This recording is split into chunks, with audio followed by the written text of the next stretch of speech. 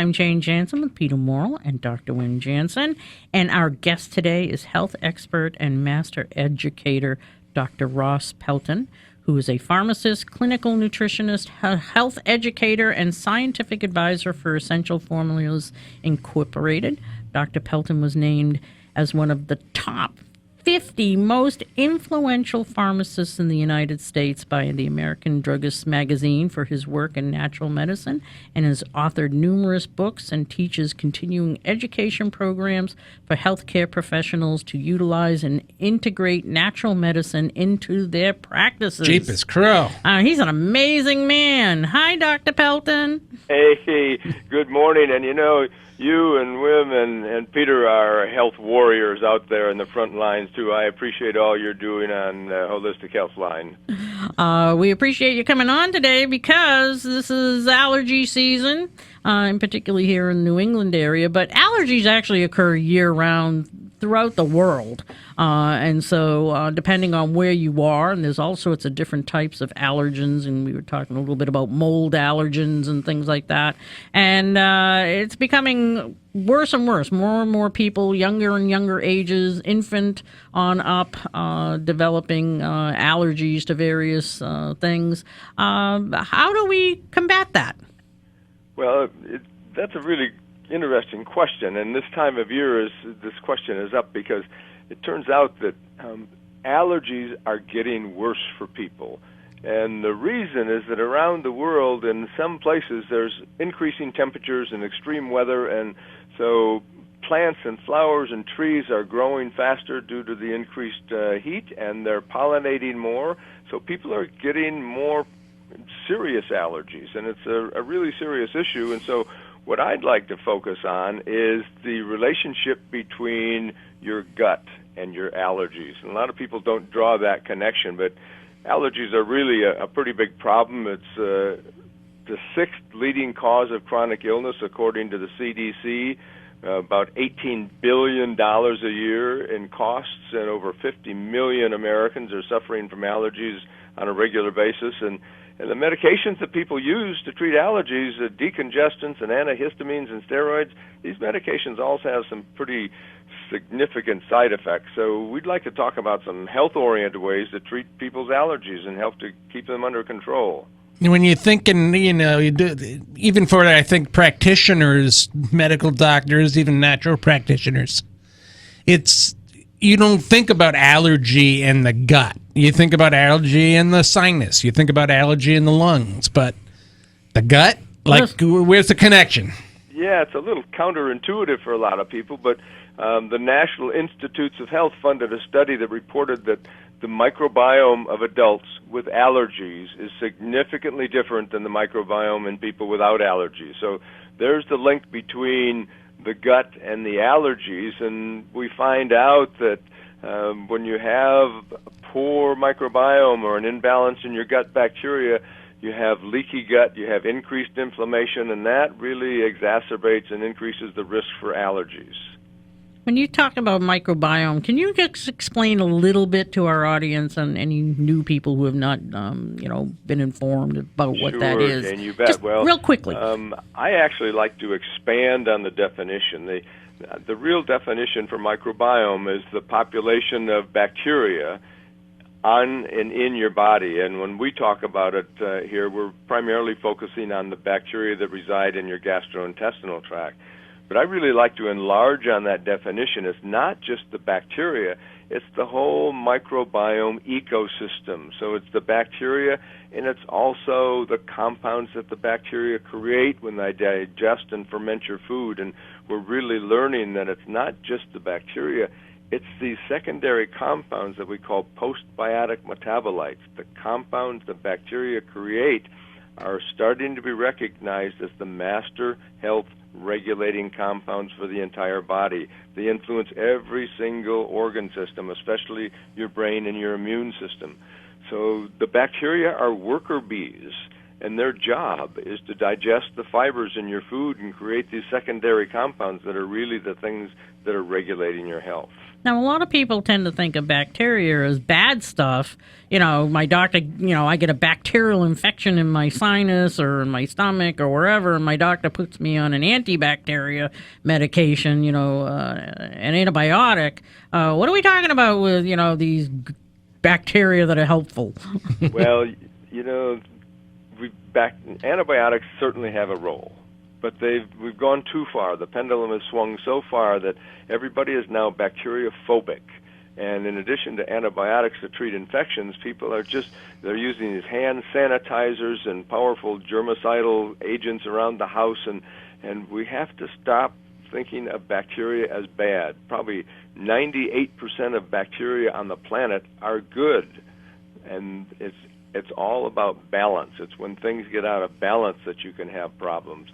So people that are fanatically using these hand sanitizers and antibacterial soaps, they're really just facilitating the growth of antibiotic-resistant bacteria. It's fine to get in the dirt and get dirty, and there's studies that show that kids that grow up on farms and get exposed to more dirt and more germs and animals and so forth, they've got stronger immune systems and they have fewer problems with allergies. Yeah. Now, with all this, I think the overuse of antibiotics has precipitated this unbelievable growth in the probiotic market. You got all these specialized yogurts in the grocery store. You must buy this one because it's got so many more good bacteria. The probiotic market has exploded, but we have always focused on the one particular, the Dr. Ohhira's probiotic, because it's different than the rest. Can you help everybody understand why? You bet. I'm happy to. Dr. Ohhira's really is different than every other probiotic product on the market because Dr. Ohhira's is made differently. Dr. Ohhira's is made in a sterile warehouse where they have 80-gallon fermentation vats.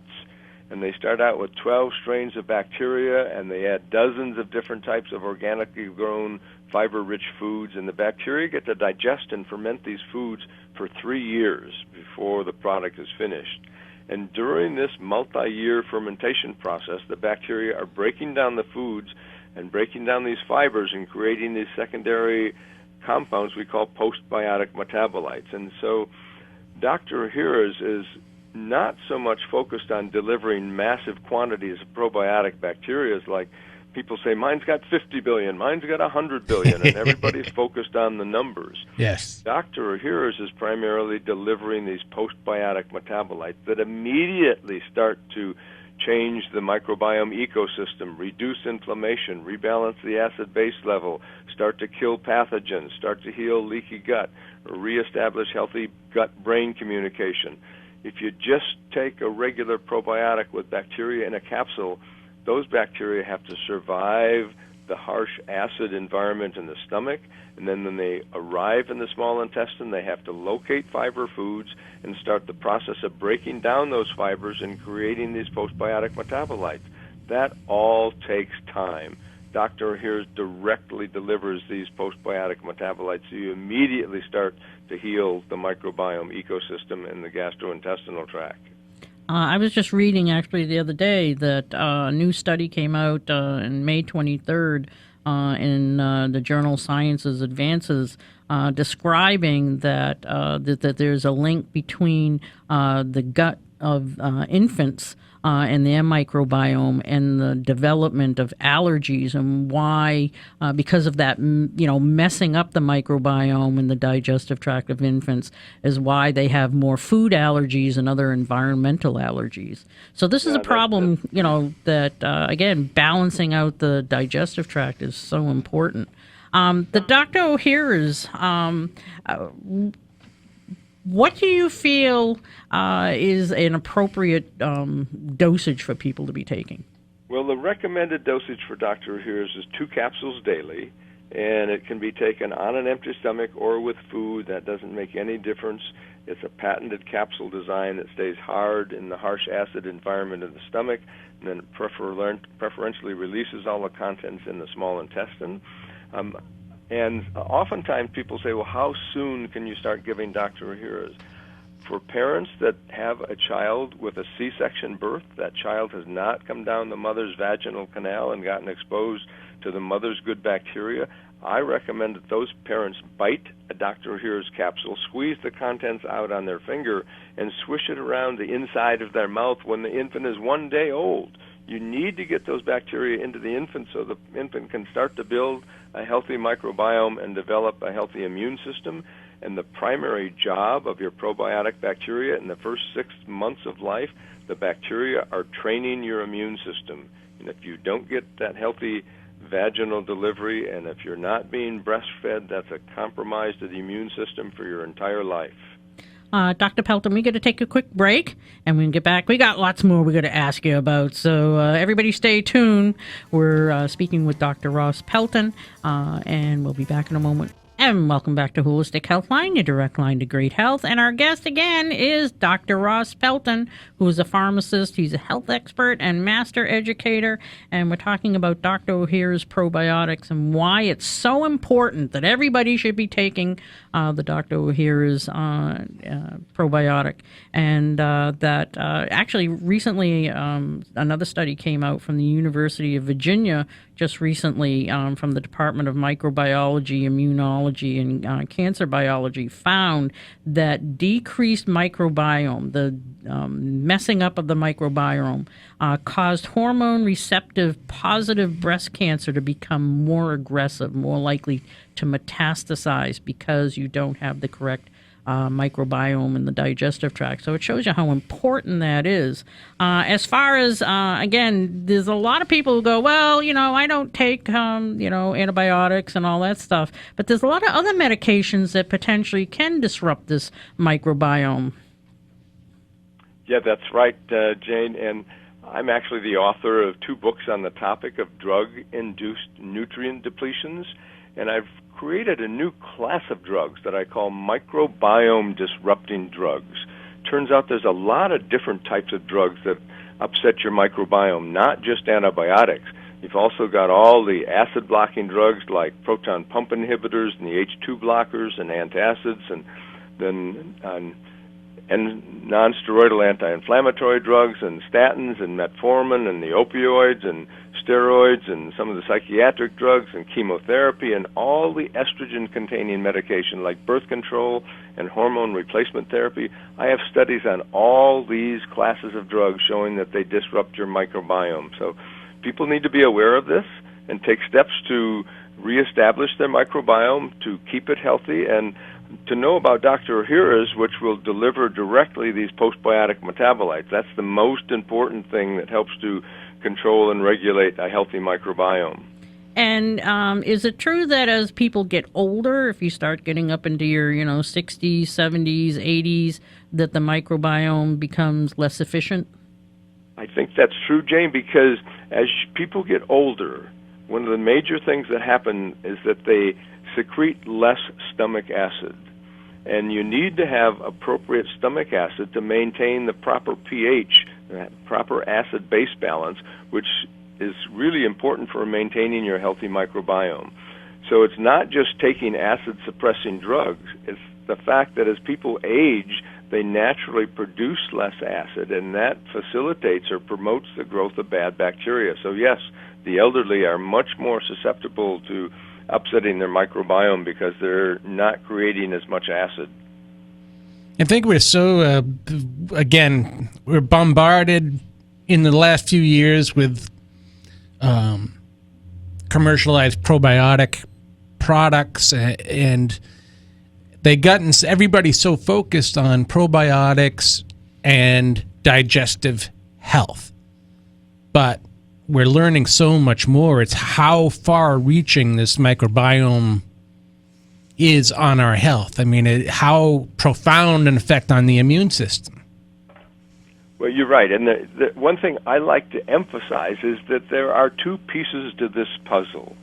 people focus on the probiotics, and they want to take probiotics to reestablish a healthy gastrointestinal tract. But it's really critical to learn how to feed your probiotic bacteria well. If you don't feed them well, they won't thrive and survive. And the food that your probiotic bacteria require are fibers, fiber-rich foods. And it's not just the quantity of fiber, it has to be a wide diversity of fiber, because we know a diverse microbiome is a healthier microbiome. The only way to get a diverse microbiome is to consume a wide, diverse range of different types of fiber-rich foods, so that different types of bacteria can have the different types of fiber they require to produce this diversity of postbiotic metabolites. So it's not just quantity of fiber, it's also diversity of fiber. How many different types of colored fruits and vegetables are you going to eat today to feed your microbiome? And I understand that Dr. O'Hara's probiotics, that not only do you have the probiotic and the postbiotic, but you also have a prebiotic. Yeah, you bet. We feed those bacteria dozens of different types of fiber-rich foods, fruits, vegetables, mushrooms, seaweeds. Dr. O'Hara's probiotics are probably getting a far richer, fiber-rich diet than the diet that most Americans feed their microbiome. In fact, one study that I talk about in a lot of my presentations documented the fact that 90% of American adults and children do not consume the recommended daily amount of fiber. So there's millions of people out there taking probiotics, but they're not consuming fiber, so they're not getting much benefit from their probiotic bacteria. So the Dr. O'Hara's we look at as the complete package. You got it all in this tiny little capsule. It's very small that you're getting so much in there. It's amazing. Some people, Ross, they start on the Dr. O'Hara's, and I'll have a patient that will call me up 2 days after I recommend it to them, and they say, "Oh, I took that Dr. O'Hara's, but my stomach's kind of upset now." Can you walk us through that? Well, there's a couple of things involved here. There's some detoxification that can be going on, and sometimes there's a little sensitivity of the body when there's detoxification, and it doesn't happen overnight. You need to keep taking Dr. O'Hara's for a period of time. I recommend that people at least give a 10 days to 2 weeks trial to kind of correct these symptoms and problems that people have in their gastrointestinal tract. So it takes a little time to turn these situations around and switch from the high inflammation and the alkaline pH, get it back to its proper acidity and reduce the inflammation and start to heal this leaky gut problem. And as you said, there's so many people out there that are being talked into these probiotics that have zillions and billions and quadrillions of bacteria, but you're kind of throwing it into dry soil that, it's not going to take root. And that's what makes Dr. O'Hara's probiotics so different. You're absolutely right. And people don't realize when they take massive doses of one or several strains of bacteria, you're really working against balance and diversity. So it's not so much massive quantities. You want to take a multi-strain probiotic with lower doses, but lots of different strains so you can promote diversity and balance. And so for most people who have allergies, and again, taking all these different medications right now, how soon would they expect to see some benefits as far as using the Dr. O'Hara's for allergies? Well, it's really hard to make a generalization because there's so many individual differences. But in general, I'd say maybe a week or so, things will start to gradually improve. Again, it doesn't happen immediately, but you need to give it some time. And so I'd like to get people like a week to 10 days, things are going to start to improve. It's the same with things like diarrhea and constipation.